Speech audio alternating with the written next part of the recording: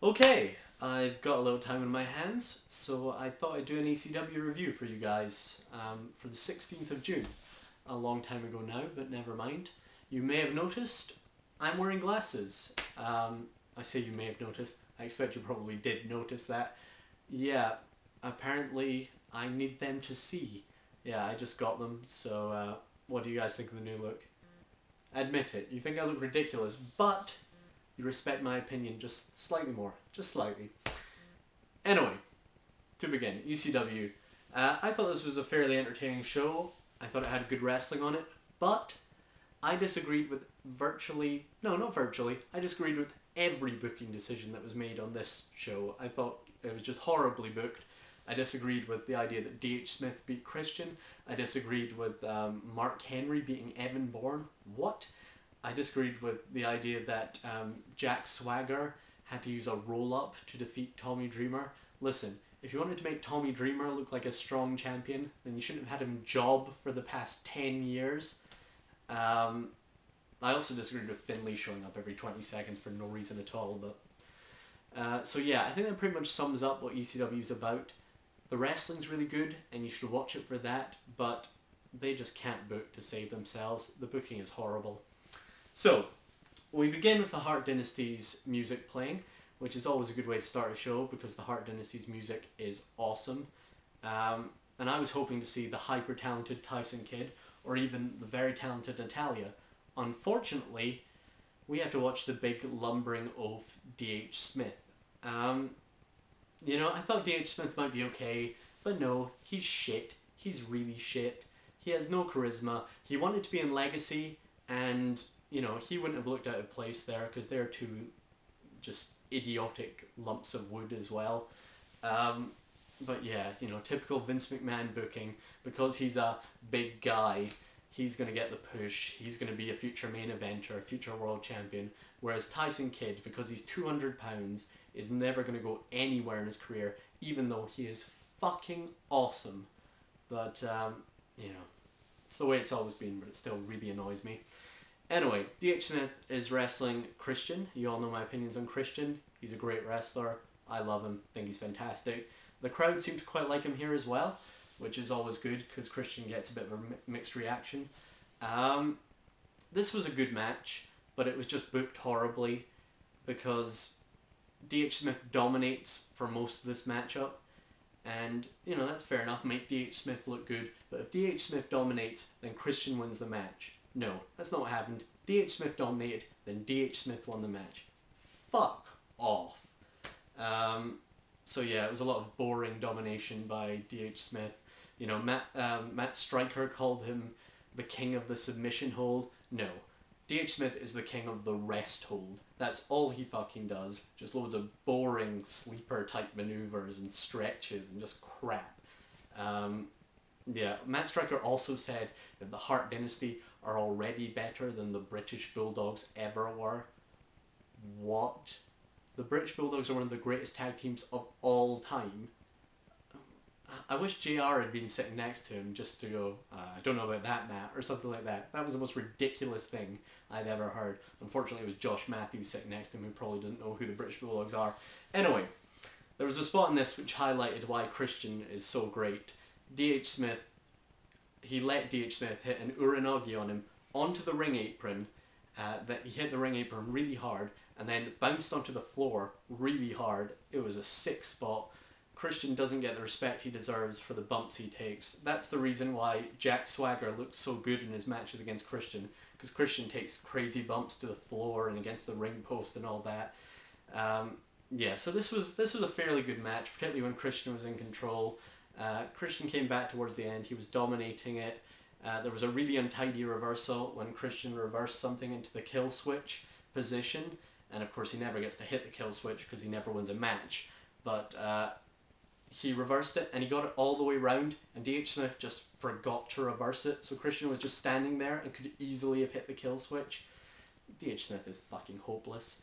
But yeah, at the end of the match, Christian's on the top rope. He looks like he's got the match under control. Natalia distracts the referee. Tyson Kidd pulls Christian off the top rope, hangs him up on the ropes, and D.H. Smith hits his finisher, the Saito suplex, which they're calling Calculated Chaos.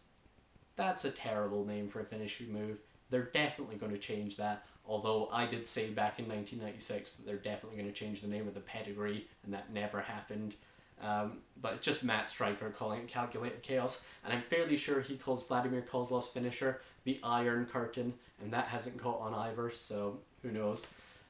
Anyway, after the match, Finlay runs in, and the Hart Dynasty run away, but Finlay decides to hit Christian with the shillelagh, and the fans boo him.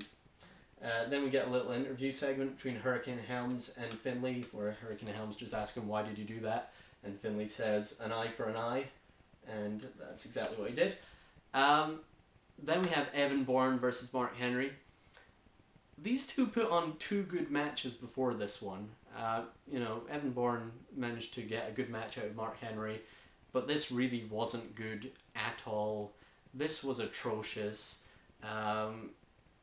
Basically, Mark Henry dominated it all, and it was just pathetic. I don't even really remember what happens, but you know, Evan Bourne basically does nothing at all. A few kicks and a drop kick. The whole idea is that Mark Henry is basically swatting away a fly. That's what he's doing with Evan Bourne. So Evan Bourne at the end goes for a crucifix pin, and Mark Henry just reverses it into the world's strongest slam. Another example of Vince McMahon's favourite booking. Because he's a big guy, he wins, even though he has no talent at all. But yeah, it looks like this feud's going to continue because Mark Henry hit the world's strongest slam again after the match. Then we had a little Jack Swagger Hurricane Helms segment, which I didn't see, but I have been informed that Hurricane Helms arrived late because he was, you know, fighting crime and saving kittens from trees and all that sort of stuff. Do superheroes save kittens from trees? I think I got superhero fireman confusion there, but never mind. But yeah, Swagger's just talking about his match with Dreamer, from what I've read. So, then we get that match, Jack Swagger versus Tommy Dreamer, and this match is to determine whether Jack Swagger gets a title shot for Dreamer's ECW Championship. After all the bad decisions that have been made so far, you know, D.H. Smith winning, Mark Henry winning, I was half expecting Tommy Dreamer to win, and thank God that didn't happen. Jack Swagger comes out and does a few press-ups. Matt Stryker informs us that Tommy Dreamer's been training with Dean Malenko, and while Tommy Dreamer may not be the man of 1,000 holds, perhaps he's at least learned 1 hold. Dreamer does a lot of stuff in this. They're booking Swagger far less strongly than they were before, which is kind of odd because I think he's looking so much better than he was before. I'm still not totally convinced by his moveset, particularly his finisher, but he does do a lot of nice throws and stuff, which is all very good. They made Tommy Dreamer look quite strong in this. He hit a flurry of fast-paced offense over and over again. There was a nice spot in this match as well where Dreamer went for the cannonball from the ring apron and Swagger reversed it into a power slam. That was good. Then you know, there were a lot. Dreamer goes for the DDT at one point and Swagger hits a Northern Lights, which was rather nice. The end of the match comes when Tommy Dreamer goes for a frog splash. Jack Swagger rolls out of the way far too early, so Tommy Dreamer could clearly see him, but Tommy Dreamer goes ahead of the spot anyway and just does a frog splash to a place where clearly no one is there. And then Swagger comes along and does an Oklahoma roll, a rather untidy Oklahoma roll from someone from Oklahoma. Yeah, and he wins the match like that. I resent the implication that he has to win with a roll-up and couldn't just win clean with his finisher. After the match, Finlay comes down and he batters Dreamer with the shillelagh. Then Christian comes down and Swagger throws him out of the ring, and then Finlay smacks Swagger with the shillelagh. So now Finlay's attacked everyone with the shillelagh, which is presumably their way of setting up a 4-way feud. And I think Finlay's been booked okay. I think the idea with Finlay is that he just loves to fight, and you know, he's more about honor and stuff like that. Like if you attack him, you're gonna get attacked back, which I think is fair enough. I don't really want to see this fatal 4-way, this potential fatal 4-way. I don't want to see this happen.